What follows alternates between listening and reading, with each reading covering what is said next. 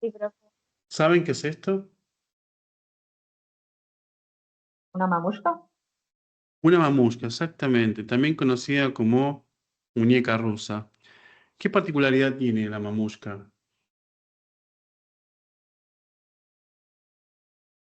Que si nosotros la Tiene abrimos, Tenemos ¿qué que otras tiene? tiene uno muñecas. dentro de otro.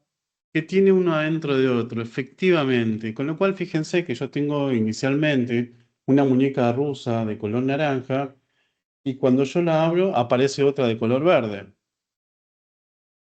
Saco y aparece otra de color amarillo. Y así puedo ir continuando, ¿de acuerdo?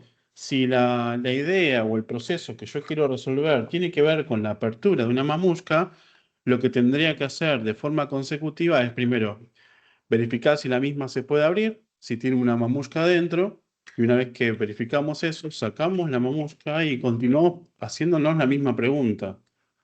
¿Se gira? ¿Tiene una adentro? Y en caso de que tenga adentro, continuamos avanzando. ¿Hasta dónde continuamos avanzando? ¿Es infinito el proceso de apertura de mamushkas? ¿Qué les parece a No, ustedes? lo haces hasta que No, no haya, tiene, claro, hasta que no haya ninguna adentro. hasta que no haya ninguna adentro, que será en este caso cuando llegamos a la muñeca rusa, que es la más pequeña de todas y es la de color rojo en este caso en particular. Entonces, ustedes se preguntarán, ¿qué tiene que ver esto con recursividad? Bueno, tiene mucho que ver con recursividad, porque en realidad hay algunos conceptos que están asociados a esta tarea, a este ejemplo que hoy les traje, que es por ahí un poco más didáctico para que entendamos mejor el concepto, para que hagamos un abordaje un poco más distinto antes de pasarlo a lo más técnico y lo más conceptual. Entonces, dicho esto, ¿cómo definimos o qué definimos como recursividad? Es un proceso que se repite para solucionar una problemática que es un poco más pequeña, que en este caso sería la apertura de las mamuscas hasta llegar a la última, que la última nos indica que ahí hemos finalizado nuestro proceso porque ya no podemos abrir para sacar otra de adentro. ¿Me explico? Sí, ¿Me siguen hasta acá? Bien. Sí, sí. Yo tengo dos mamuscas por separado ahora, ¿no? Si yo empiezo a ejecutar el proceso con la amarilla o con la naranja, ¿me varían algo?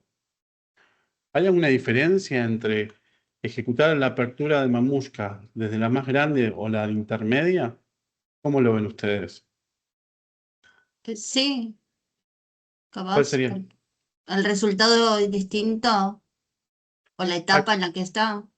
al contrario, el proceso siempre es el mismo. De la amarilla, ¿qué hago? Me pregunto, ¿se desenrosca? ¿Tiene una adentro? Y en caso de que tenga, volvemos a preguntar. ¿Se desenrosca? ¿Tiene una adentro? Volvemos a preguntar. Llegamos a la roja. ¿Se desenrosca? No. Entonces ahí ya terminamos. ¿Mm? El Entonces, punto, dale, el a punto de ver, compañero. inicio. En definitiva, estamos ejecutando el mismo proceso una determinada cantidad de veces hasta que no tengamos ninguna muñeca rusa adentro y eso es lo que nos indica que ahí tenemos que cortar. Entonces, algunas moralejas que quiero sacar con respecto al uso de las muñecas rusas para ejemplificar el concepto de recursividad es que primero no ejecutamos un proceso infinitas veces, sino que llegamos hasta lo que se denomina un caso base. Que ese caso base ahí es donde termina de ejecutarse mi función recursiva. En tanto y en cuanto yo tenga que seguir ejecutando pasos, la función se va a llamar a sí misma.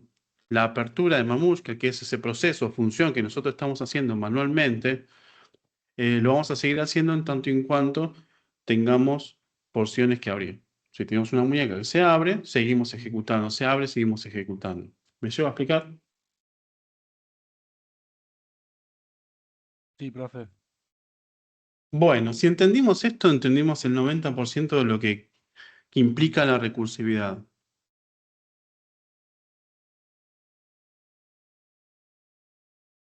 Entonces, ¿qué es la recursividad? Básica y técnicamente es una función que se llama a sí misma. ¿Cuántas veces se llama a sí misma? Es indefinido, es hasta que se resuelva el problema que nosotros queremos resolver. Sin embargo, no lo hacemos de forma infinita, como lo decíamos anteriormente, sino que es hasta llegar a lo que se conoce como caso base. ¿Qué es mi caso base? Es la finalización de mi cálculo recursivo. Ahí en ese punto yo debería tener que empezar a devolver un resultado como respuesta. Para que una función se precie de recursiva como tal, tenemos que tener en cuenta que se pueda llamar a sí misma. Tiene que tener un caso base, hacia dónde tiende mi solución y es mi punto de corte, pero a su vez dentro de la función se tiene que llamar a sí misma. ¿De acuerdo? ¿Me voy explicando hasta acá? Sí, profe. Bien. Dicho esto, entonces, ahora vamos a ver un ejemplo, que es el que tenemos acá en pantalla en este momento, de una función que se llama cuenta regresiva. ¿Qué hace esta función? Recibe un número, como vemos, inmediatamente le descuenta 1. Recuerden que el menos igual 1 indica o es equivalente a 100 números igual a número menos 1. Y ahí pregunta, si número es mayor que 0, entonces imprimimos ese número y llamamos a cuenta regresiva. Si asumimos, como dice el ejemplo, que lo estamos llamando con el valor 11, en la primera iteración descontamos 10, sabemos que es mayor que 0, porque es 10 efectivamente, lo imprimimos en pantalla y a continuación volvemos a llamar a la función. ¿Pero con qué número lo llamamos ahora? Con el 10. Con el 10, efectivamente. Llamamos con el 10, descontamos 1, preguntamos si es mayor que 0, esto me va a dar verdadero, imprimimos el valor 9 y volvemos a llamar a la función con ese 9. Va a ir tendiendo cada una de las ejecuciones hacia el caso base. ¿Cuándo es el caso base? Les vuelvo a repetir. Cuando la función se deja de llamar a sí misma y devuelve un resultado o termina. En esta situación, en la que estamos viendo en el ejemplo, la idea es que vaya imprimiendo a partir del número 11 hasta llegar al número 0. Cuando llega al número 0, aparece el mensaje fin de la cuenta regresiva y ahí terminó mi función. ¿Estamos bien hasta acá? Sí, profe. Buenísimo. En este caso vamos a hacer una distinción de dos tipos de funciones recursivas. Una que son sin retorno, que implica que no devuelve nada en su nombre. Si bien en este caso es una función recursiva porque tiene el llamado recursivo y tiene el caso base, fíjense que en ningún momento hacemos un return dentro de la función y eso implica que la función recursiva no tiene retorno. Si la función recursiva, su resultado, lo que devuelve en su nombre, se encuentra un return dentro, decimos que tiene retorno. Esas son las dos primeras salvedades que quería hacer con respecto al uso de funciones recursivas. No necesariamente tiene que tener un return o no tenerlo, e incluso en ocasiones que son las quizás más aisladas, les diría que se podrían llegar hasta combinar ambas. Una función que tiene parte que hace un return y otra parte que lo muestra en pantalla o hace alguna operación específica. ¿Dudas? ¿Consultas hasta acá?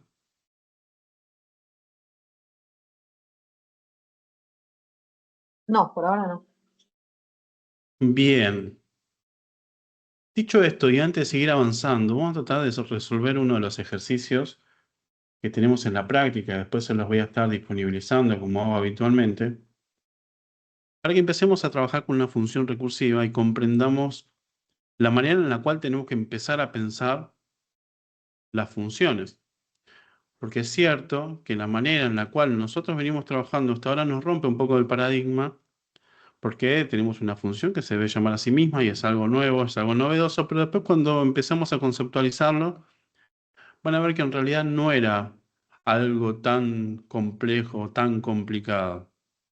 Obviamente vamos a tener que tener algunas cuestiones a tener en cuenta, pero con esa salvedad van a ver que lo vamos a ir resolviendo. Así que vamos a romper el hielo con un ejercicio. Vamos a arrancar con con el número 12, que es un ejercicio que a priori es sencillo de resolver. Y vamos a ver de qué se trata. Dice, escribe una función recursiva, imprimir valores impares que recibe un número. que tome un número entero como parámetro, imprima ese valor hasta el 1, inclusive.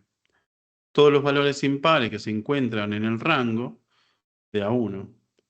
Por ejemplo, si se llama la función imprimir valores impar con 5, debe mostrar la salida 5, 3, 1. ¿Se entiende la problemática que tenemos que resolver? Recibimos un valor numérico y vamos a imprimir todos los números impares desde ese número hasta llegar al valor 1. ¿Estamos? Sí, profe.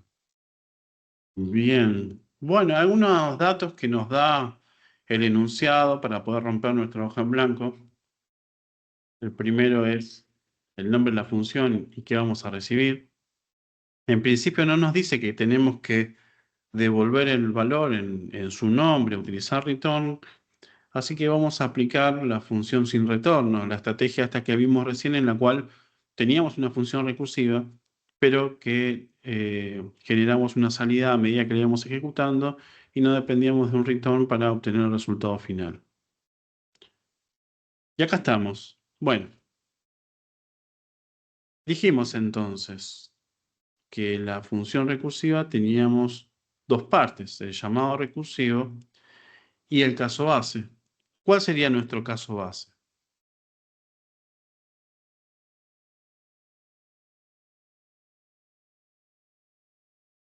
¿Hasta dónde Primero teníamos que llegar?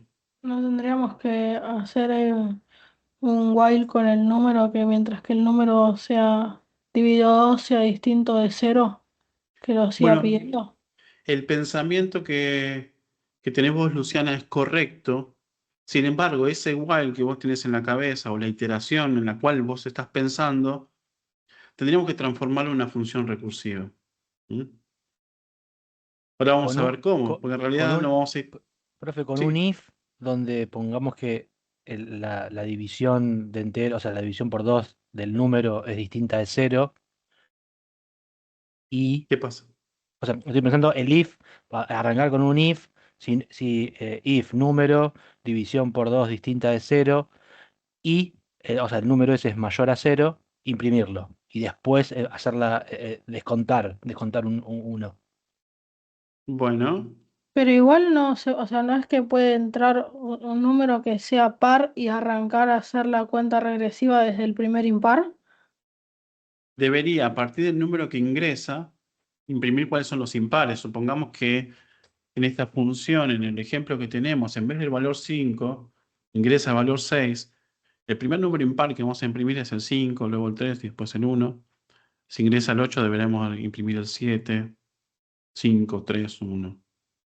¿De acuerdo? Lo que comentaba Martín recién estaba en lo correcto. Para volver a invocar a la función que se llamaba recursivo, voy a tener que preguntar algo. Pero no sé si necesariamente esa pregunta está sujeta al llamado, sino más bien a lo que tengo que informar en pantalla. ¿De acuerdo?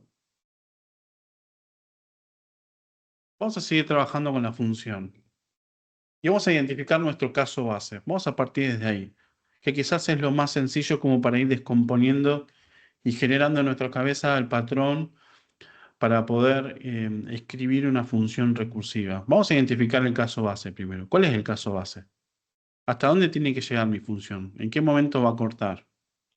Hasta 1 Hasta 1, exactamente.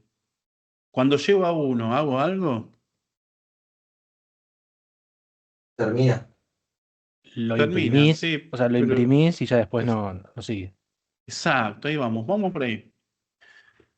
Si un número es igual que 1, este es mi caso base.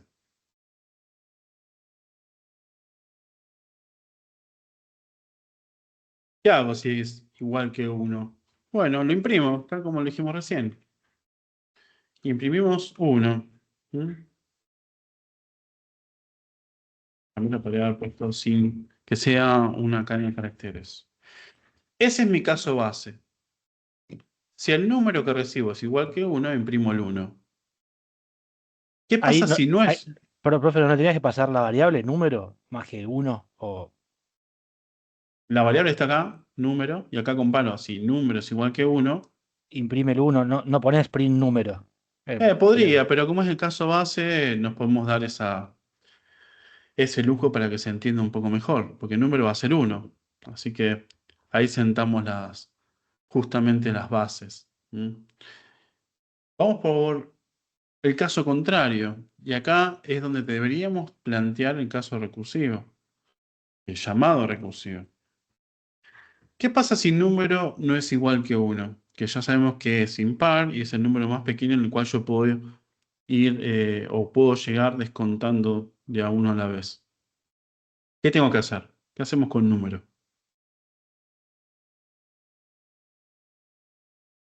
Recuerden que deberíamos imprimir solo aquellos valores que son impares. Y ahí Martín había tirado una Haces T. la división de entero, la división entera por 2, creo que si te es distinta de 0, lo imprimís. Si número es distinto de 0, que esto dice que no es par. Imprimo. ¿Qué imprimo? Acá sí imprimo número. ¿De acuerdo? Y en este punto yo ya identifiqué si el número es par o es impar. Si es impar, lo imprimo. ¿Pero qué tengo que hacer a continuación? Solo tenés que Re- volver a pasar la no, función. tenés que restarle 1 a número, como para ir achicando la variable, y volver a llamar a la función después, ¿no? Exactamente. Y llamamos a la función de nuevo. ¿Mm?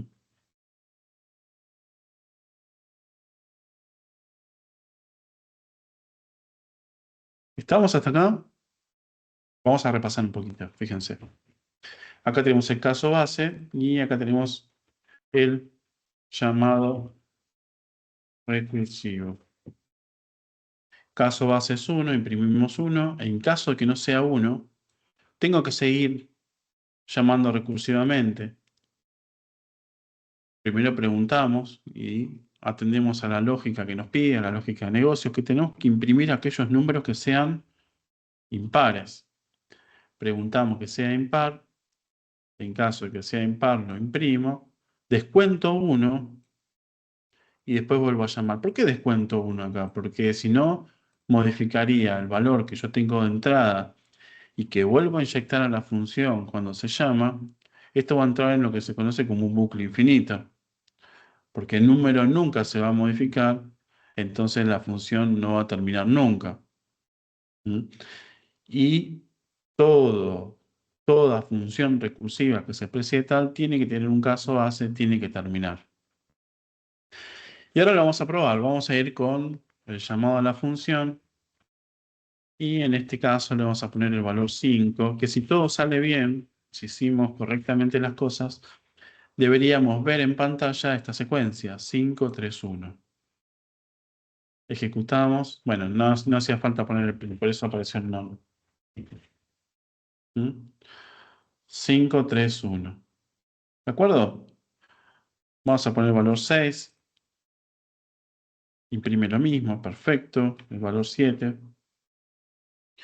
Y aparentemente está funcionando, implementando un cálculo recursivo. ¿Me pude explicar hasta acá? Sí, profe. Vamos con este caso. Dice, escribe una función recursiva llamada secuencia que recibe un valor numérico positivo y retorne ese número hasta 0 separado por guiones. Entonces, este es muy similar al que resolvimos recién. Tenemos una función que se llama secuencia, que recibe como parámetro un valor, y este valor lo va a imprimir hasta llegar hasta qué número. Hasta el 0. 0. Hasta el 0, exactamente. ¿Y cuál es nuestro caso base entonces? Y Cuando valor sea igual a 0, ¿no? Exacto, si valor es igual a 0, entonces imprimimos el 0. En caso contrario, ¿qué hacemos? Imprimimos el valor descontamos valor en 1 y llamamos de nuevo a secuencia con el número de valor. ¿Me siguen? ¿Puedo explicar? Sí, profe.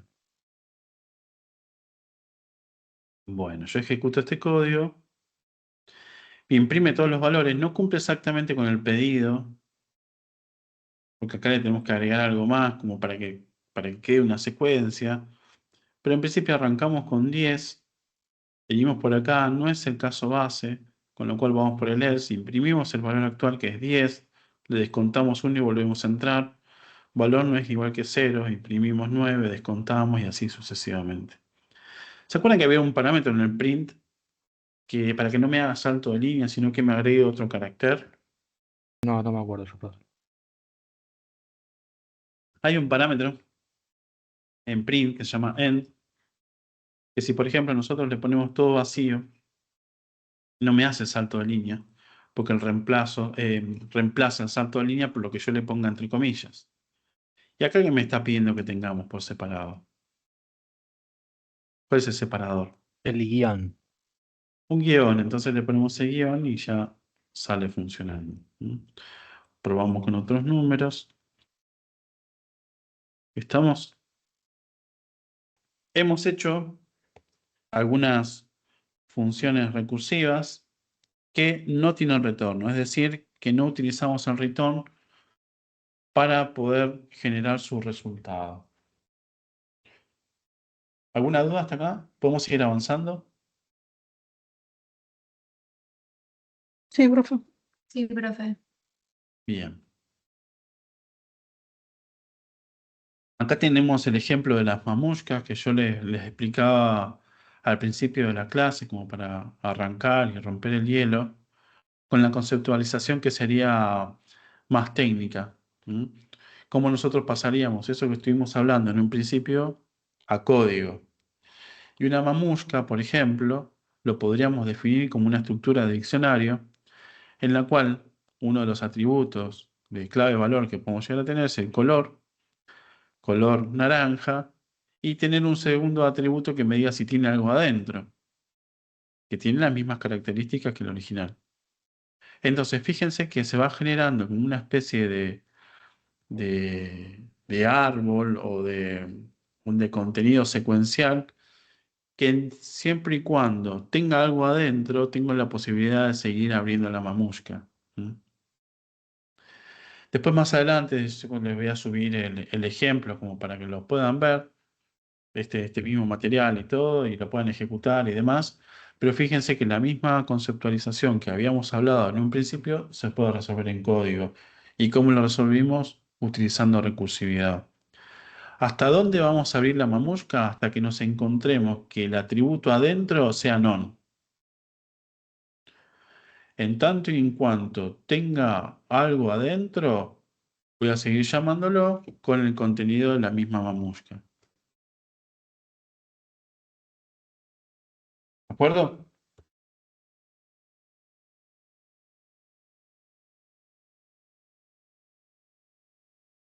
Bueno, dijimos que teníamos función recursiva sin retorno, que eran aquellas funciones que cumplían con el caso base, se llamaban a sí mismas también, pero no tenían return dentro.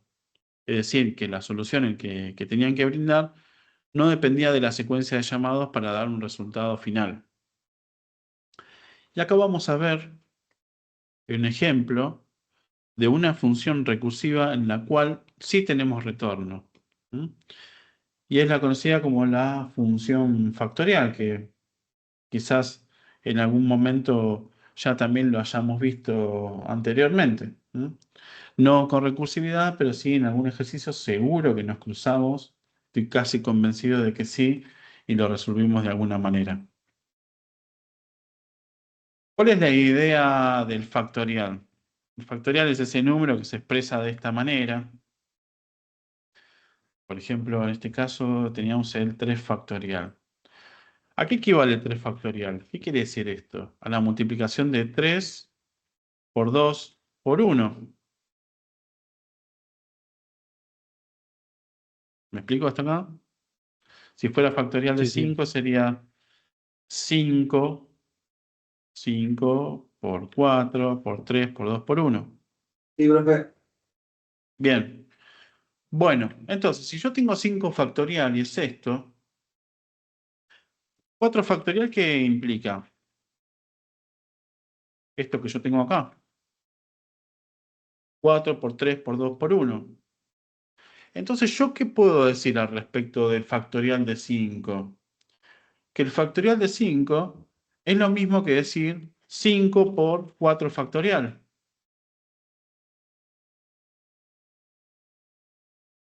¿Y qué puedo decir del 3 factorial? Que es 3 por 2 por 1. Con lo cual, esto es lo mismo que esto. Este es el resultado de la función factorial en 3. Con lo cual, puedo decir que esto es igual que esto. ¿Me voy explicando? Sí, profe. Bien. Entonces, ¿por qué es importante esto que le estoy comentando? Porque esta misma idea que acabamos de hacer recién, de la equivalencia, de lo que implica para poder calcular el 5 factorial, primero que tengo que saber. ¿El resultado de qué? Del factorial de 1. Del factorial de 4. Mirá, Perdón. vamos de nuevo. Para saber el factorial de 5, ¿qué tengo que conocer? El factorial de 4. Exacto, ahora sí. Ok. ¿Y cómo es el 4 factorial? Bueno, es 4 multiplicado por 3 factorial. ¿Conozco 3 factorial cuánto es?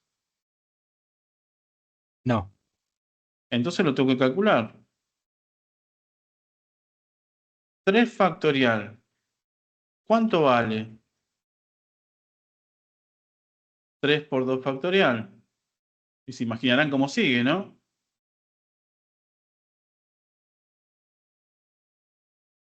¿Cómo calculo el 2 factorial? 2 por 1 factorial. ¿Y 1 factorial cuánto es? 1. ¿Me sigue con esta lógica? Sí, profe. Bueno, hay ciertas conclusiones que podemos sacar de esto. Primero y principal, y ahora pasamos a código y vamos a ver el ejemplo un poco más en detalle. Pero lo que estoy diciendo es lo siguiente. Yo quiero calcular el 5 factorial, pero para saber cuánto es 5 factorial, tengo que hacer el cálculo de ese valor, que en este caso es 5, por el 4 factorial. Y ahí se me abre una incógnita. ¿Cuál es la incógnita? Y yo el resultado de 4 factorial no lo sé. Lo tengo que calcular. Todavía no lo tengo ahí. Entonces el resultado de 5 factorial queda pendiente. ¿Pendiente hasta cuándo? Hasta que 4 factorial se resuelva. ¿Y cuánto vale 4 factorial? 4 por 3 factorial. 3 factorial, ¿conozco cuál es el resultado? No, porque todavía no lo calculé, se me van juntando incógnitas.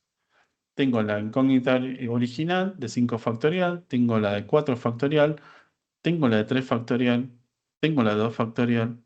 Sí, se van acumulando incógnitas. Yo hasta acá no sé, porque para calcular la de 4 factorial tuve que saber la de 3 factorial, la de 2 factorial, al del 1 factorial. Y acá es donde empieza la magia. 1 factorial es nuestro caso base. ¿Qué implica el 1 factorial? Que si yo llamo a la función con 1 factorial, el resultado que voy a obtener es 1. Y ahí empiezo a develar la incógnita. Bueno, empiezo a poder dar el resultado cuando yo recién llego al caso base. Porque anteriormente todo lo que tenía eran incógnitas.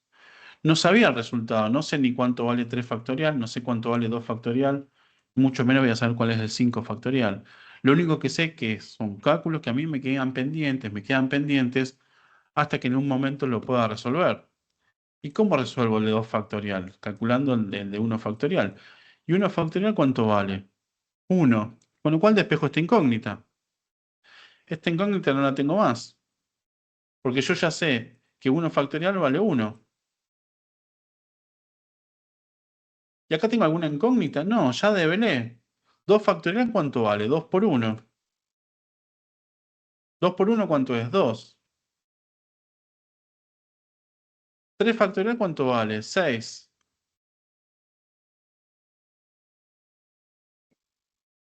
¿Sí? ¿Cuánto vale 4 factorial? 6 por 4, ¿cuánto es? Ayúdenme porque a esta altura de la noche no sé calcular. Ya se me fueron las tablas de multiplicar. Sé que 5 por 4 es 20, pero no sé cuánto es 6 por 4. Ayúdenme, a ver. 24, profe. 24, efectivamente. Así que este 4, que es 4 por 6, es 24.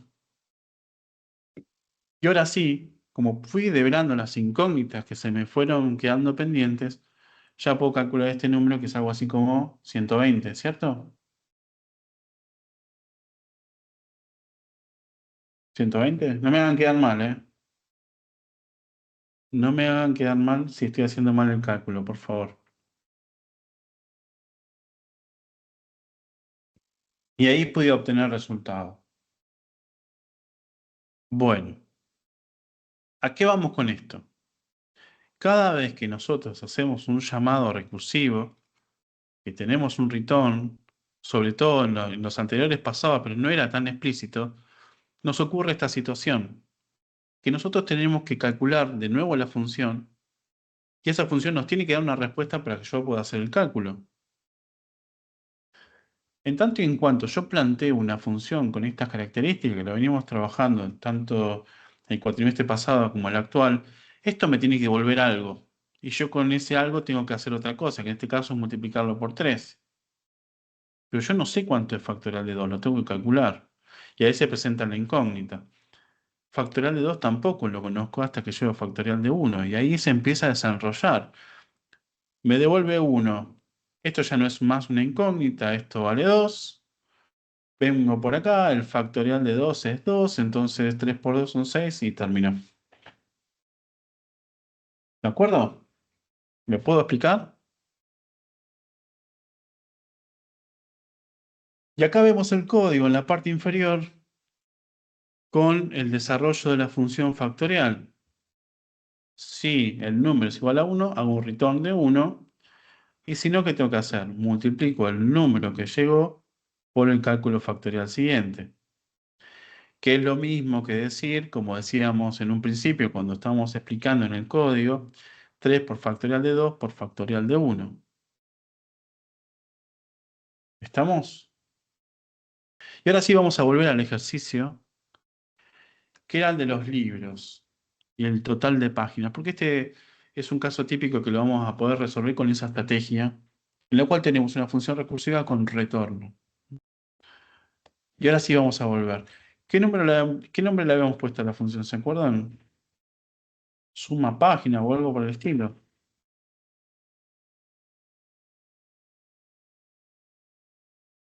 ¿Cierto? Sí. Bueno. Y ahí volvemos a plantear el caso recursivo, que hasta ahí habíamos llegado. Si libros es una lista vacía,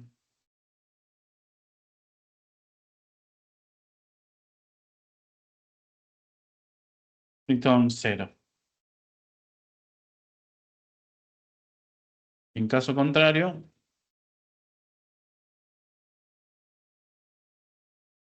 ¿qué hacemos? Y acá viene la pregunta del millón. Y acuérdense lo que habíamos visto en el ejemplo de factorial. Para calcular el factorial, me quedo con una parte de la incógnita, voy a develar la siguiente. Cuando voy a develar la siguiente, ocurre lo mismo. Si no es mi caso base, me quedo con una parte del problema y divido el problema en una parte más pequeña y sigo avanzando.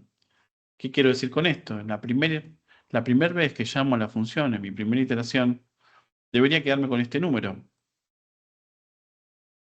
O con este último. Bueno, eso depende de la estrategia, cómo lo estemos resolviendo. Supongamos que nos quedamos con el primero. Ese número lo tengo que acumular. Lo tengo que sumar. Entonces, ¿qué voy a hacer? como trabajamos con una función con retorno, hacemos return, libros en la posición 0. ¿Qué le estoy diciendo acá?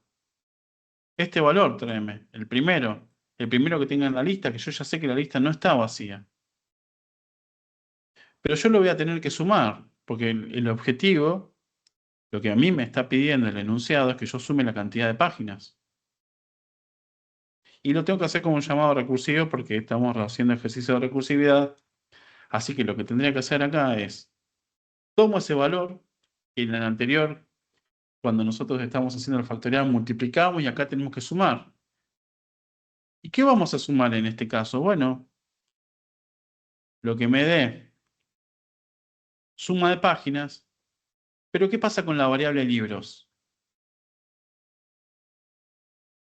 Si yo le paso, como lo tengo en este caso, esto se va a convertir en un bucle infinito porque no estoy modificando la variable inicial, el parámetro que yo recibo, y lo estoy volviendo a inyectar, con lo cual siempre me va a dar lo mismo. De hecho, se va a seguir acumulando hasta que algo explote.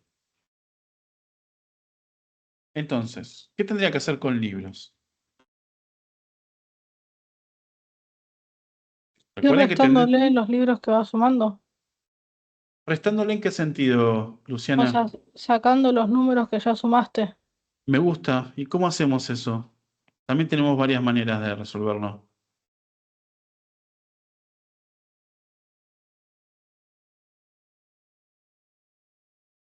Se entiende la estrategia, ¿no? Arrancamos con libros. ¿Qué es esta variable? Nos quedamos con el 150, que es el valor que tenemos que sumar. Más 150. Y volvemos a inyectarle libros, pero el libro completo no. Yo ya al 150 me lo quedé, con lo cual tengo que ir por acá. Le vuelvo a pasar esta lista de libros. ¿Con qué valor se queda? Con el 100 más 100. ¿Y qué hago? Le vuelvo a inyectar otra vez. Pero ahora en vez de ser el 100 que ya lo tomé, ya lo saqué, le doy los valores siguientes. Y así hasta dónde, hasta atender al caso base. Siempre que tenemos un llamado recursivo, siempre que estamos trabajando con recursividad, en cada uno de los llamados, que es la solución a un subproblema más pequeño, tenemos que tender al caso base. ¿Por qué tendremos al caso base? Para que no se convierta en un bucle infinito. Entonces, ¿cómo hago para recortar esta lista si yo ya saqué el primer elemento? O sea, hay que ir eliminando los elementos Correcto. después de sumarlos. Ujú. ¿Se acuerdan la técnica de rebanado?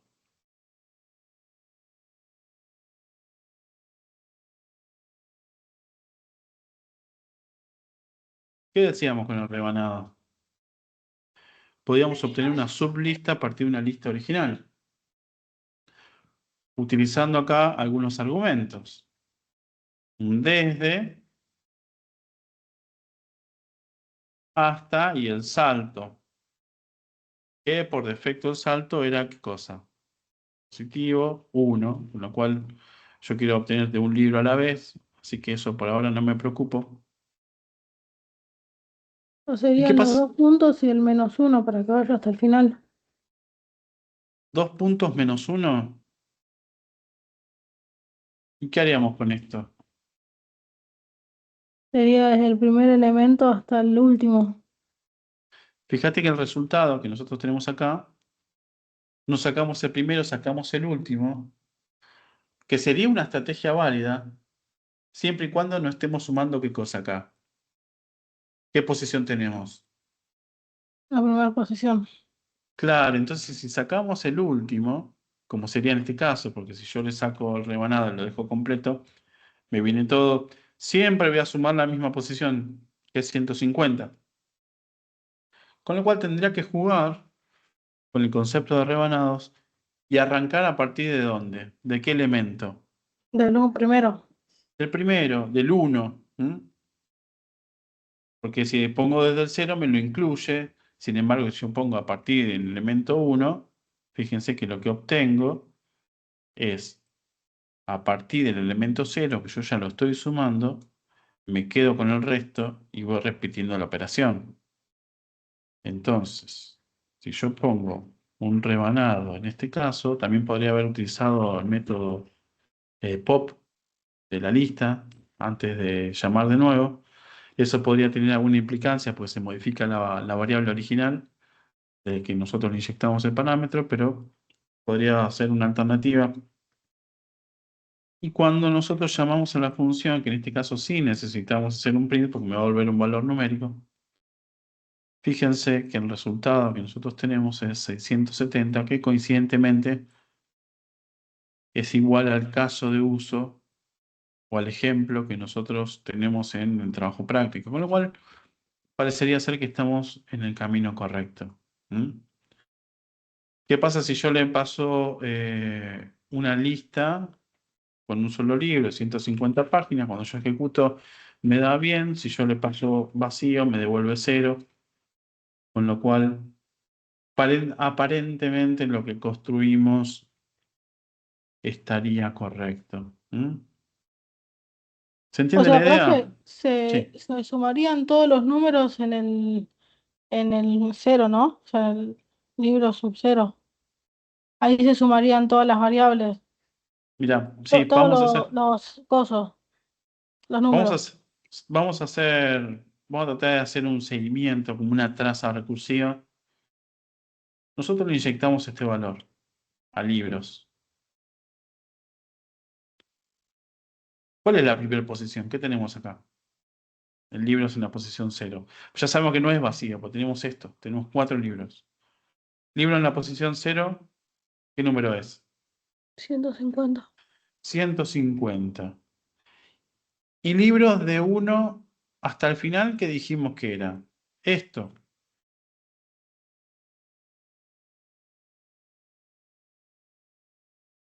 Ahí sí.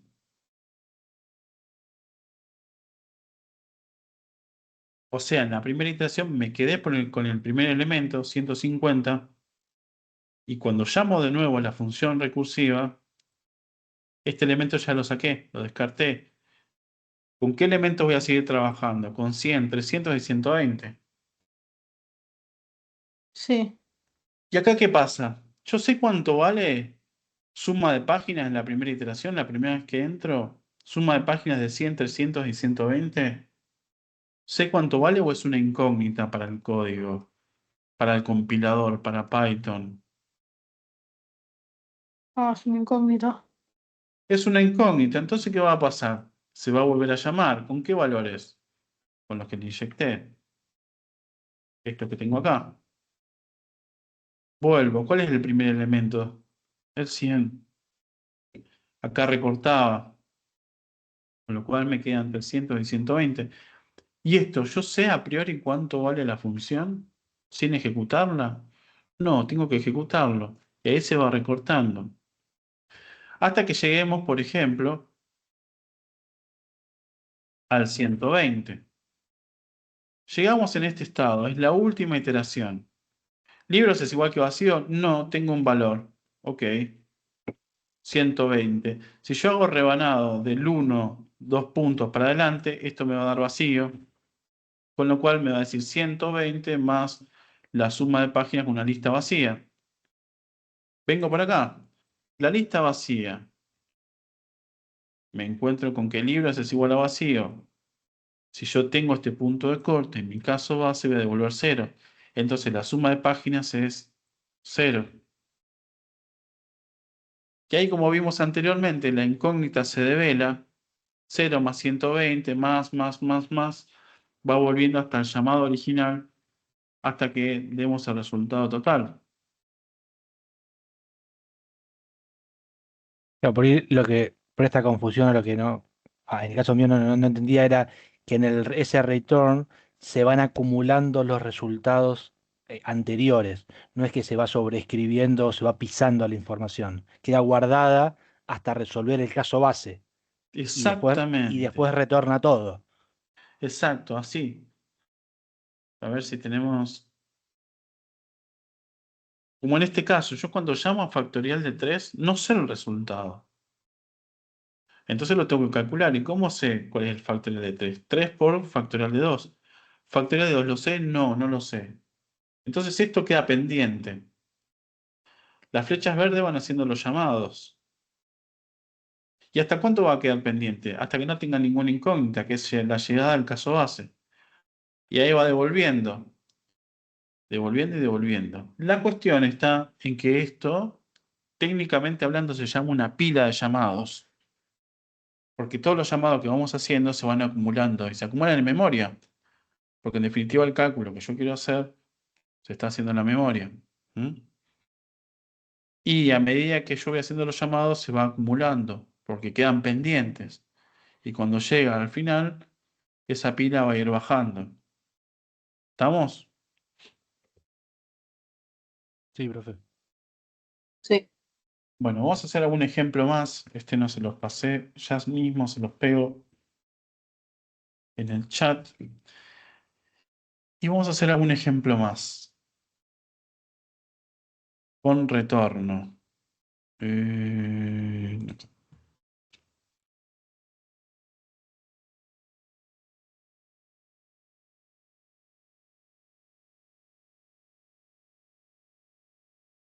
Vamos a hacer el 18. Para que veamos también que no necesariamente todas las funciones recursivas implican la implementación de cuestiones matemáticas. Podemos trabajar con cadenas, podemos trabajar con listas. Si bien en la matemática es donde encontramos más ejemplos, no necesariamente es el único lugar en el cual nosotros lo podemos implementar. De hecho, después más adelante van a haber otros ejemplos que les voy a dejar en la presentación para que ustedes después analicen de unas implementaciones distintas y variadas para que justamente puedan ustedes observar que no necesariamente la implementación de una función recursiva está sujeta a la matemática, aunque en la mayoría de los casos les diría que viene por ese lado. Bueno, vamos con el punto 18. Les vuelvo a insistir por si alguno de ustedes se sumó más tarde, tanto en la práctica como en el material teórico lo voy a subir al foro después cuando terminemos. Y también le voy a subir los ejercicios resueltos como para que tengan un punto de comparación. Pero los invito a que lo hagan. Esta es una de las guías más extensas, que son 20 puntos, pero les va a servir mucho para poder practicar y para ir también de mayor a menor intentando resolver los enunciados. Y mayor a menor en cuanto a complejidad me refiero. Vamos con el punto 18. Se crea una función recursiva llamada ocurrencia letras, que recibe una cadena y una letra, la letra que tengo que contar, que cuente y devuelva la cantidad de veces que una letra específica aparece en una cadena de texto dada. Por ejemplo, la cadena, la ciencia es más arte que ciencia, y yo quiero contar la letra A, el resultado que voy a obtener es el valor 4.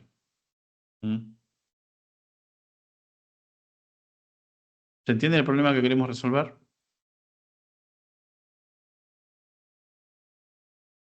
Lo bueno de este tipo de enunciados es que nos ayudan un montón a romper la hoja en blanco, porque nos dicen el nombre de la función, nos dan algunos casos de prueba y lo que nos queda a nosotros es poder identificar o poder resolver la función. Bueno, ¿cómo lo haríamos? ¿Cómo lo haríamos hasta conocer las funciones recursivas? ¿Qué haríamos con la cadena? La recorres con un for y si el índice es igual a, ir sumando en un contador. Bien. Me gusta lo que acabas de comentar, lo del índice. Recordemos que las cadenas de caracteres, cada uno de los caracteres ocupa una posición arrancando de 0 hasta el valor n-1, y cada uno de los elementos de la cadena yo lo puedo acceder. Y al igual que con las listas y el ejemplo que hicimos recién, podemos aplicar rebanado. Con lo cual es muy parecido, muy próximo al ejercicio que acabamos de resolver recién, ¿no les parece? Claro, el Sí. caso base sería si la cadena es vacía, no hay cadena. Bien. Acá una de las cuestiones que quiero que tengan en cuenta con respecto a recursividad, que es un cuco, un poco un monstruo de los conceptos de programación, de lo que por ahí más cuesta poder entender conceptualmente, que al igual que todos los otros conceptos que estuvimos viendo, llega un momento que se vuelve un patrón. Y ese patrón implica que si yo lo pienso de una manera de cómo resolverlo, en distintas casuísticas voy a sentir como un tufillo de que algo es muy parecido al otro que tengo que resolver, entonces ahí se me despierta o se me prende el foco y digo, claro, en realidad es parecido al anterior, pero en vez de contabilizar valores numéricos tengo que hacer otra operación distinta. ¿Estamos? Vamos a ver. Perdón, te interrumpí, compañero. Creo que era Martín. Sí, lo había pensado, el caso Dale, a base ver. es que la cadena sea vacía, o sea, que no tenga elementos la cadena. Ese sería el corte. Si la La cadena base. es igual a vacío, entonces return 0. No tenemos ni letra, ni vocal, ni consonante, ni espacio, ni un número, nada. Si es vacío, es 0. Ya sabemos que no tenemos que hacer absolutamente nada. Y ahora viene lo interesante. Ya tenemos el caso base. Hasta rompimos el hielo y fuimos un poco más allá. Y ahora lo que me falta es el llamado recursivo. Si no es mi caso base, entonces voy a hacer el llamado recursivo que va a tender a ir a mi caso base. Entonces, ¿qué hacemos? ¿Tenemos que preguntar algo? Retorna Sí, Gonzalo, dale, métele. ¿Qué retornamos? eh, la cadena, pero rebanada. Digo, el índice, perdón. El índice de la cadena Sí, pero es cero. antes no nos olvidemos de la regla de negocio. No tenés que poner el condicional si letra, o sea, si la posición en cero de la cadena es igual a letra, devuelve Ah, sí, 1 eso. y le sumás, o sea, o le pasás la cadena, o sea, o sea, tenés que acortar la cadena ahora o sea, con el rebanado, como para empezar a achicarla y que vuelva a entrar a la función, ¿no? Bueno, entonces llamamos a la función de nuevo. Letra no lo modificamos, pero sí la cadena. Arrancamos de 1. ¿Me van siguiendo la Claro. lógica del compañero? Igual que el ejercicio anterior. Bien. Pero vamos a ver algo, porque no sé si está del todo correcto esto. Veamos. Si la cadena es vacía, ya sabemos que no tenemos que hacer nada, retornamos 0. Si no es vacía, por ejemplo, estamos analizando esta que tenemos acá, preguntamos. Cadena en la posición 0. ¿Es igual a letra? Letra es A. ¿A es igual a L mayúscula? No, Entonces, ¿qué pasa acá?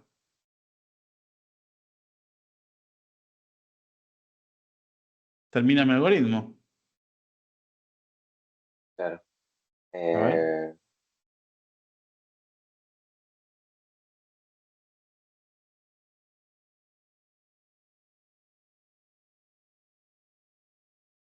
Entonces, nos falta algo más, una vueltita de tuerca, ¿eh? Si es igual a mi letra, El le else, digo, o sea, el else de ese if, o sea, ahí tendría otro else que me vuelva a llamar a la función en caso que la letra sea distinta, ¿no? O sea, si es distinta, vuelve a llamar a la función y le va recortando. sí, pero ¿qué diferencia tenemos entre uno y otro? Acá yo que estoy preguntando, conceptualmente hablando, si qué cosa, si mi primer carácter es igual a qué, A la letra que y si entró es a la igual, ¿qué tengo función. que hacer? Le sumo 1. Y si es distinto, ¿qué tengo que hacer? Llamar solo a la función. Sí, porque si es distinto, no sumás o no. Ujú. Claro, tiene que volver a entrar. ¿Así? Supongo que sí, profe, no sé. Sí, suponen bien, con confianza. Porque acá en realidad sería, conceptualmente, cero más. Si yo tengo coincidencia entre mi primer carácter y la letra que estoy buscando, sumo 1.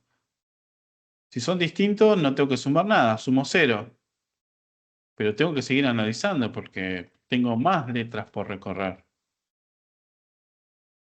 Vamos a ver si buscamos otra letra distinta, la I. Ejecutamos. Bueno, justo tenemos 4. A ver, 2, 4, exacto. S. 2S. Acá. Y la ciencia acá. Es. ¿Estamos de acuerdo? Y ahí ya vamos detectando, les vuelvo a insistir, vemos los patrones. Empezamos a ver la matrix. Si yo tengo que sumar o tengo que incrementar, tengo dos caminos distintos. En este caso en particular. O incremento o no hago nada. ¿Mm? Si no hago nada, tengo que seguir llamando, porque en algún punto tengo que insistir, insistir, insistir. ¿De acuerdo? Sí, profe. Bueno.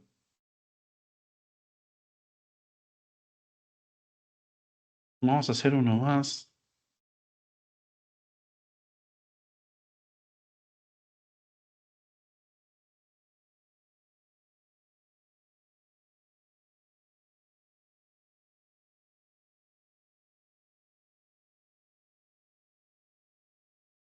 Este se los pegué en el chat. Ocurrencia letras. Bien. Vamos a hacer el número 15.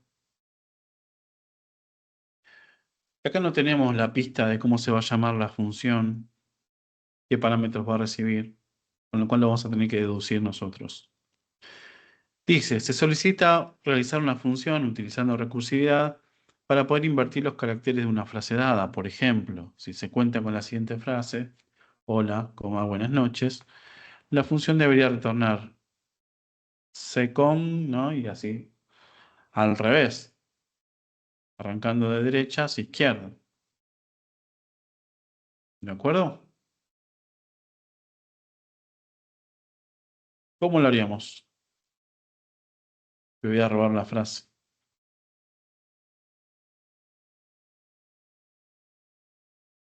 Tenemos que crear una función, ya sabemos que es recursiva. ¿Qué nombre le ponemos?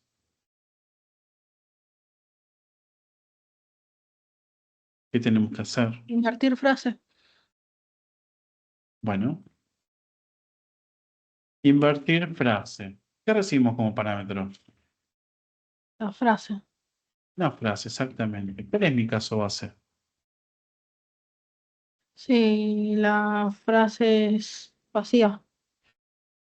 Si frase es igual que vacío. Acá estamos teniendo un déjà vu. Si frase es igual que vacío, devuelvo vacío. Y en caso contrario, ¿qué tengo que hacer? A diferencia de los libros que arrancamos del principio, ¿por dónde deberíamos arrancar? Por el final. Por el final, exacto. ¿Y cómo hacemos para acceder a la posición final de una cadena de caracteres? Con el recorrido inverso, ¿no? Con el recorrido empezando desde el -1. Desde -1. A ver, hacemos return, frase, en la posición -1. Y a continuación, ¿qué tenemos que hacer? Concatenar. ¿Y qué le concatenamos? Volver a llamar a la función y recortar la frase, o sea, sacarle la última posición, o sea, el último carácter. ¿Así? Creo que faltan unos 2 puntos, ¿no, profe? ¿Me escuchan ahí? Porque escuché un ruidito Como que algo se fue por los caños. ¿Me están escuchando? ¿Me están viendo? ¿Se están compartiendo pantalla? Se escucha, profe, sí se escucha. Se escucha. Bueno. Ahí, fíjense, compañera, creo que me decía que faltaban unos 2 puntos, ¿puede ser? Acá le decimos desde hasta. Si nosotros no le ponemos nada, es como si lo imprimiríamos sin utilizar rebanado completo.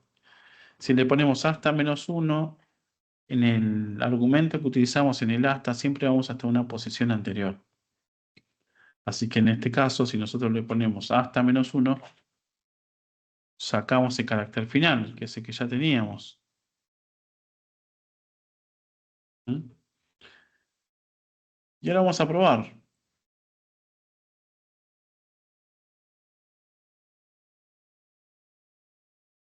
A ver si es cierto. Y tenemos que hacer algo más. Y ahí ya tenemos el resultado. Fíjese que coincide con lo que se nos pedía. ¿Cómo actuó la función recursiva? Recibí la variable, la cadena de caracteres. ¿Y hasta dónde vamos a ir? Hasta que lleguemos a que sea vacío. ¿Y cuándo va a ser vacío? Cuando ya hayamos recortado tanto y cuando nos quedemos con la h. En este caso, en la próxima iteración va a venir un vacío. Pero a todo eso siempre nos fuimos quedando con ¿qué? Con el último carácter. Y cada vez que llamamos a la función ya nos aseguramos que obteníamos el último carácter. Entonces íbamos concatenando y obteníamos el resultado.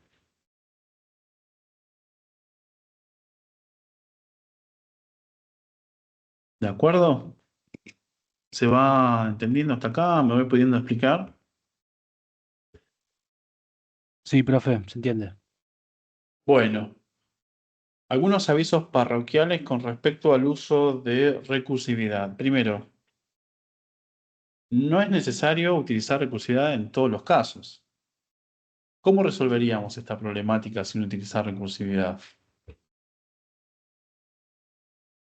¿Cómo Con el, habíamos reco- visto con el recorrido inverso de la lista, o sea, empezando de atrás para adelante. Exactamente, hacemos return 2 puntos -1 y eso me invertía. Con lo cual, una de las moralejas o parroquiales, como les decía recién, no siempre tenemos que utilizar recursividad. La recursividad la vamos a utilizar cuando sea necesario, cuando el problema realmente lo amerite. No siempre la ¿Tiene mejor estrategia. algún problema real en donde se usa la recursividad? Un ejemplo real. Sí, sí, claro. Ahora vamos a ver algunos ejemplos. De hecho, esto es un ejemplo real, compañero. Podría llegar a ser. Supongamos que el lenguaje de programación no te permite hacer un recorrido inverso tan sencillo como en el rebanado. Entonces sería una estrategia válida. Ahora, después en las filminas hay algunos ejemplos. Y a lo que yo voy es que tenemos que elegir las batallas en cuanto a cuándo implementar recursividad o cuándo no. Estamos, por lo general, cuando son recorridos que nosotros no sabemos cuántas veces tenemos que hacer la iteración o cuántas veces tenemos que entrar para dar el resultado, nos conviene utilizar recursividad. Y acá hay algunos ejemplos, vuelvo a lo que comentaba Gonzalo recién. La conversión numérica de decimal a binario, una forma de generar piezas. ¿El juego Tetris lo conocen? ¿Los que estamos acá? Sí, Sí, profe. sí. Bueno, me alegra mucho. ¿Qué pasa con Tetris? Nosotros tenemos una cierta limitada cantidad de piezas que se pueden representar, por ejemplo, con la I, es el palito largo, la J, la L, O, S, T, Z. Por ejemplo, ¿no? Estoy dando un ejemplo de aplicación real en un videojuego. ¿Qué pasa si yo, cuando voy a obtener una pieza de Tetris, que está entre esas siete posibilidades, lo genero al azar? Es como una especie de tirada de dados, ¿no? Con una cara más. Ahí, perdón, me quedé en el chat lo de Gabriel, dice, un caso real sería pasar números a binario, ¿no? Sí, de hecho, en el ejemplo anterior tenemos una forma, una estrategia para pasar a binario. Así que después lo van a tener ahí también. No me quiero detener en los ejemplos tanto, pero sí decirle que la recursividad no es que es algo de la NASA que no se puede utilizar, sino que hay muchos casos puntuales en los cuales podemos resolver problemas con estas características. Vamos a ver los casos de uso más típicos, pero vuelvo a esto. Si fuera una tirada de dados, que tuviéramos un dado de 7 caras, nos puede dar la probabilidad de que nos toquen muy seguido alguna de estas piezas. 5 veces el palito, porque en definitiva el porcentaje en el cual salga la pieza es muy probable, tiene muy altas probabilidades. Entonces, en los últimos Tetris, los desarrolladores, ¿cómo resolvieron? Crearon algo que se llama una bolsa.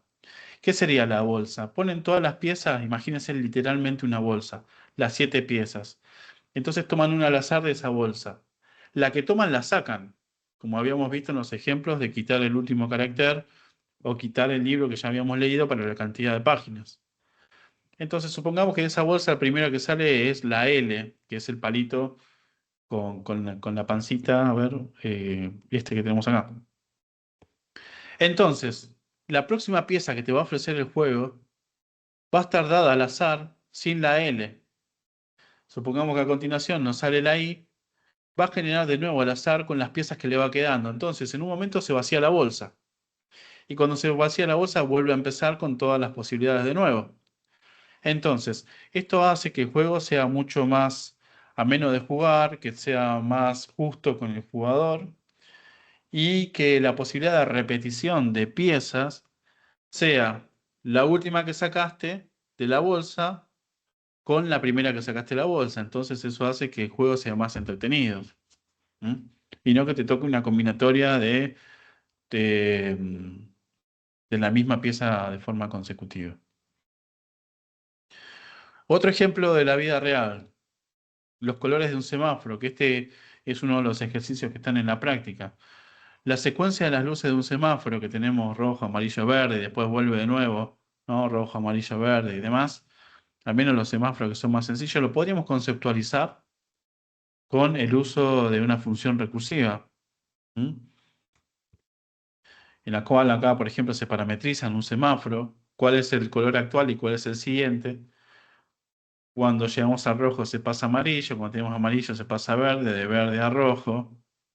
Es un semáforo en particular que cambian esos 3 colores, pero bueno, los de la calle tienen otras combinaciones que habría que agregarlas acá en la parametrización. Y también tiene un caso base, ¿no? En este caso el caso base es 0.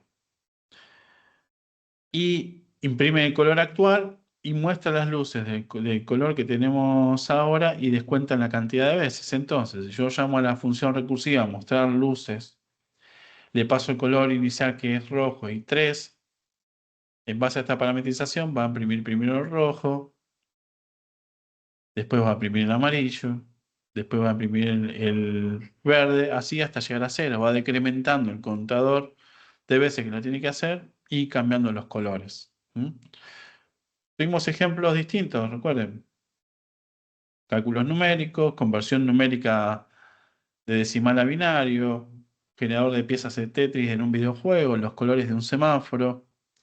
Y estos son los casos por ahí también típicos que donde vemos aplicaciones que están ligadas más al recorrido de, por ejemplo, esas estructuras de árbol, en la cual para un elemento podemos tener más elementos del mismo. Y acá hay unos ejemplos particulares, por ejemplo, si nosotros queremos saber el árbol genealógico de una familia, acá está conceptualizado con la familia Simpson, nosotros podríamos ir recorriendo todo este diccionario y preguntando, si queremos saber cuál es la descendencia completa, ¿no? Pregunta acá. Si tenemos personas en la familia, supongamos que Abraham, que es el abuelo Simpson, tiene 2 hijos, que es Homero y Herbert. Cuando nosotros vemos cuáles son los hijos de Abraham, vamos a ver cuáles son los hijos de Homero, y Homero tiene 3 hijos, Barney, Lisa, Maggie, y después vemos cada uno de ellos que no tiene ningún hijo. Entonces en el recorrido, después cuando ustedes ejecutan, se va armando un árbol genealógico con tabulaciones para saber quién es el que está más alto en la pirámide genealógica, la persona más vieja hasta la más joven. ¿De acuerdo? Y en este caso podemos tener tantos hijos como así esté dado por la genealogía. Lo mismo podría ser un organigrama, que está también conceptualizado como si fuera un diccionario dentro de otro diccionario, en el cual arrancamos con una persona que tiene puesto deseo, y nosotros queremos ver quiénes son las dependencias, de quiénes dependen de esta persona. Y bueno, ahí vamos viendo. Gabriela depende de Oliver. ¿Y quiénes dependen de Gabriela? Juan. Entonces lo vamos imprimiendo. ¿Y quiénes dependen de Juan? Nadie. Juan, lamentablemente, en este organigrama es el último eslabón de la cadena. ¿Mm? ¿Quiénes dependen de Oliver? Gabriela e Irina. ¿De Irina depende de alguien? No, no depende de nadie. ¿Me siguen? Sí, profe. Sí, Bueno. Dicho esto, hay unas cuestiones preventivas que maneja el lenguaje, que es el límite del cálculo recursivo. ¿Qué implica esto? Que por defecto en Python yo no voy a poder hacer todos los llamados que quiera, porque eso podría hacer colapsar a la memoria. Entonces, por defecto Python tiene un estimado de 1000 llamados recursivos, es decir, que ese cálculo que nosotros dejábamos pendiente, que queríamos obtener un resultado, se puede ir acumulando hasta 1000 veces. Por lo general, no necesitamos más de 1000 llamados recursivos para obtener el resultado del problema, con lo cual, si vemos que llegamos a ese error que da recursion error, nos vamos a dar cuenta de que el problema que nosotros queremos resolver no está yendo por el camino adecuado. Sin embargo, si nosotros supiéramos que para llegar a la solución necesitamos más de 1000 llamados, entonces es algo que lo podemos cambiar, que lo podemos modificar. Entonces, para hacer un cambio de la cantidad máxima de llamados recursivos que podemos hacer dentro de un programa, vamos a tener que importar la librería sys y dentro de la misma vamos a tener que especificar el set recursion limit y ponerle cuál es la cantidad máxima de lo que yo quiero calcular. Hasta dónde quiero llegar, entre comillas, de profundidad. ¿Cuántas veces puede llamarse a sí misma la función? Les vuelvo a insistir, esto se hace de forma preventiva para que no cometamos errores de tener un proceso, un bucle infinito, que en definitiva se termina colapsando porque se llena la memoria de funciones que nunca dan su respuesta. Esto sepan que existe, obviamente. Es muy poco habitual que lo tenga que cambiar, pero dado algunas condiciones, por ejemplo, si nosotros quisiéramos hacer la función recursiva de multiplicar, como si fuera una suma sucesiva de valores, hasta cierto número voy a poder multiplicar. ¿Mm? Pero si yo quiero multiplicar 1000 por 1000, como tengo que sumar 1000 veces un valor, y no me va a dar el cálculo recursivo, lo voy a superar. Si yo lo aumento, ahí sí lo voy a poder hacer. Bueno, hasta acá, ¿cómo venimos? ¿Están más confundidos de cómo llegaron?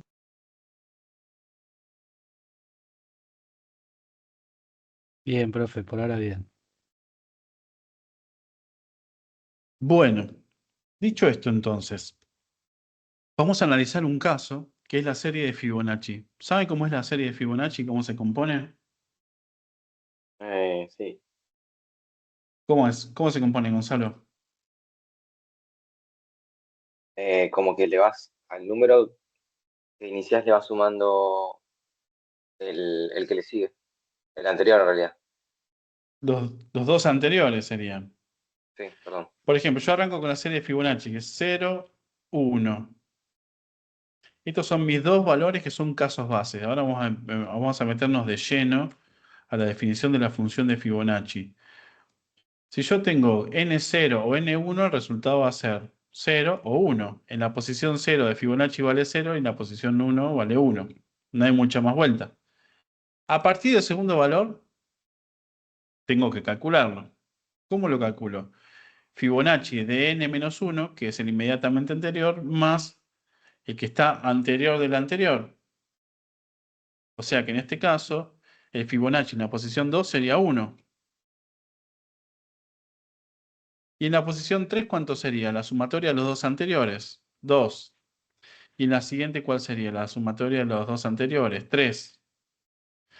Y la siguiente, ¿cuál sería? Los dos anteriores, 5. Y así podemos estar toda la noche sumando secuencias de Fibonacci. Siempre son el resultado de los dos anteriores. Y esto está conceptualizado en el retorno.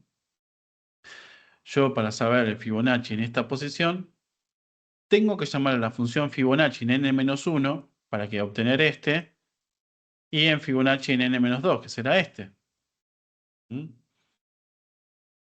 N-1 y Fibonacci en n-2. ¿De acuerdo? ¿Qué tenemos de nuevo en esta manera de llamar a la función recursiva? En principio, que por cada llamado, si no son el caso base, vamos a tener que hacer dos cálculos de Fibonacci. Fibonacci en la posición anterior y Fibonacci en la posición dos veces anterior. Con lo cual, cada vez que nosotros hagamos un llamado, nos vamos a encontrar con esta situación. Si yo quiero saber cuál es el Fibonacci en la posición de 4, primero voy a tener que saber cuál es la posición de 3 y también cuál es la posición de 2. Pero esto me sigue abriendo incógnitas. Bueno, en la posición de 2 tengo que sumar los anteriores, que es Fibonacci en 1, Fibonacci en 0. Acá se corta porque son mis casos bases. Pero ¿qué pasa con el de 3? Tengo que saber con el de 2, con el de 1 y el de 2 tengo que saber el de 1 y el de 0. Y acá empiezan a aparecer algunas problemáticas que tenemos con el cálculo de las funciones recursivas. En primera instancia, que yo no sé el resultado de la función hasta que la llamo. Y el programa, la función en sí misma, para devolverme el resultado, tuvo que calcular. Fíjense en la tablita que tengo acá en la parte izquierda. Fibonacci de 4 lo calculó una vez. Fibonacci de 3 lo calculó una. Pero fíjense, Fibonacci de 2, ¿cuántas veces lo tuvo que calcular? 1 acá, 2 acá, 2 veces. Fibonacci de 1, ¿cuántas veces? 3 veces. Y Fibonacci 0, 2 veces. Cuando nosotros hacemos cálculos de Fibonacci con valores cortos, no pasa nada, porque las máquinas de hoy en día son poderosas, con lo cual lo ejecutamos y no tenemos problema. Pero fíjense qué pasa a medida que nosotros vamos incrementando el número. La cantidad de llamados que se tienen que hacer. Y tenemos que Fibonacci de 5, para calcular Fibonacci de 5 lo hacemos una vez, el de 4 una, el de 3 2, el de 2 3, el de 1 5 veces y el de Fibonacci de 0 3 veces. Con lo cual la cantidad de cálculos que nosotros tenemos que hacer se convierte en exponencial. Y vamos a ver qué ocurre ante esta situación. Yo tengo acá preparado el ejemplo. Tengo Fibonacci, voy a hacer un recorrido. Está escrito un poco distinto, pero créanme que la función es la misma. Voy a ejecutar el código, vamos a ver qué pasa. Lo fui ejecutando y fíjense que hasta llegar a Fibonacci de 20 y pico, 29, los resultados los dio de forma inmediata, pero ahora a partir del 30 y pico, como que se está congelando. ¿Y por qué ocurre esto? Porque, les vuelvo a insistir, los llamados a la función se vuelven exponencial. Cada vez tengo que llamar más y más veces al cálculo de las funciones para obtener un resultado. Y es por eso que se vuelve lento, se enlentece. Voy a ejecutar de nuevo, presten atención al resultado. En la parte inferior van a ir apareciendo la secuencia de Fibonacci. For in range, voy a calcular Fibonacci de 0 hasta 99. Vamos de nuevo, fíjense. Hasta el 28, 29 veníamos bien y a partir de acá se empieza a congelar. Empezamos a tener delay. Pero el delay porque necesita calcular una cantidad astronómica prácticamente de funciones de Fibonacci e incluso repetirlas. Porque como vimos en el ejemplo de recién, Fibonacci de 1 la tengo que llamar 5 veces para obtener el resultado de Fibonacci de 5. Y esto suma la teoría de lo que le comentaba antes. Hay veces que la mejor estrategia no es la recursividad, pero tenemos que saber que cuando aplicamos recursividad lo estamos haciendo a conciencia y a su vez también probar con la mayor cantidad de casos que tengamos a disposición. Porque como vimos recién, yo estaba haciendo este desarrollo, la función de Fibonacci, es Fibonacci, pero podría ser cualquier otra función. Yo le pongo que en vez de ir hasta 100, que vaya hasta 9, ejecuto mi código, veo, uy, es muy rápido, está todo súper razonable, lo hace de forma inmediata, voy a calcular hasta 20, a ver qué pasa, listo, perfecto, sale todo, todo funciona todo muy rápido. Ahora lo implementamos en producción. Y aquellos usuarios que necesitan utilizar la secuencia de Fibonacci lo tienen que hacer con números altos. Y fíjense qué es lo que pasa. Entonces, no tenemos que descuidar, que es uno de los mantras que siempre les repito, que nuestra tarea como desarrolladores no está solamente en escribir el código, sino también en verificar su eficiencia. En materia que están a posteriori, ustedes van a ver el concepto de la complejidad algorítmica, si no es que lo vieron todavía, y van a entender un poco más este concepto.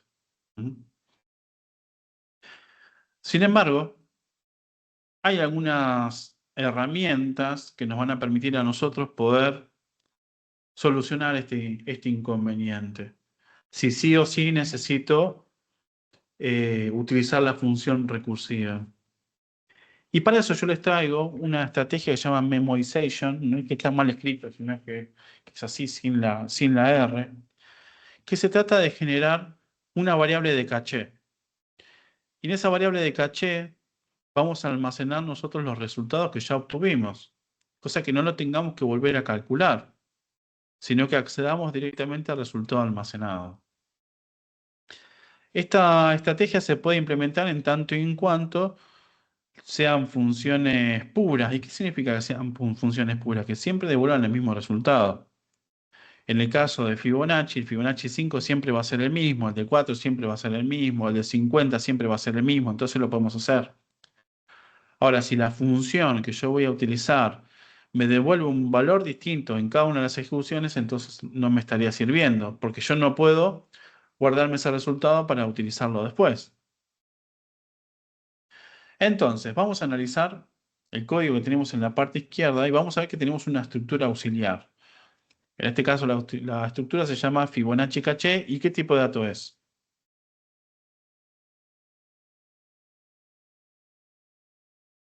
¿Un qué? Diccionario. Un diccionario, exactamente. El diccionario arranca vacío. Cada vez que se va llamando a la función, lo primero que hacemos es preguntar si dentro de este diccionario tenemos el valor correspondiente. Si lo tenemos, no lo vamos a calcular, no vamos a pasar por los llamados reiterados a Fibonacci, sino que lo vamos a devolver directamente. Por eso tenemos este return. Si no lo tenemos, en caso contrario, lo que hacemos es calcularlo. Y acá, a diferencia de la función anterior, primero guardamos, hacíamos el cálculo del resultado de Fibonacci, lo guardamos en esta variable de caché y después devolvíamos el resultado. Con lo cual, si nosotros analizamos en comparación lo que sería un llamado tradicional de una función recursiva, cuando queremos saber el Fibonacci de 4, nos encontramos con todas estas llamadas. Pero cuando implementamos la técnica de memoization, lo que tenemos es que todos estos circulitos o burbujitas, no hace falta que lo volvamos a recalcular, que llamemos de nuevo la función de 1, de 0 o de 2, porque ya la calculamos anteriormente. ¿Y cuándo hicimos esto? Bueno, en un momento, por ejemplo, todo este pequeño árbol que yo tengo acá, 2, 1, 0, estos 3 nodos, ya lo calculé, los tengo acá. Entonces, cada una de las funciones, cada uno de los llamados a Fibonacci se calcula una sola vez. Y ahora, si volvemos al código e implementamos esa solución, y ejecutamos una vez más, fíjense el resultado. ¿Cuánto tiempo demoramos? Nada. Vamos de nuevo si no se vio. Acá tenemos el número de Fibonacci de 99, cuando en realidad cuando ejecutamos la función original, fíjese que cuando llegamos al número 20 y pico ya moría. Un poco fuerte moría, pero bueno, me refiero a que la performance descendía y no lo podíamos calcular. Podemos estar todo el día así hasta que llegara al resultado final. Acá, al tener una estructura auxiliar que nos permite almacenar el resultado de cada llamado de la función, como ya lo calculamos, no hacía falta calcularlo. Entonces, miren lo rápido que va. ¿Me explico con este punto?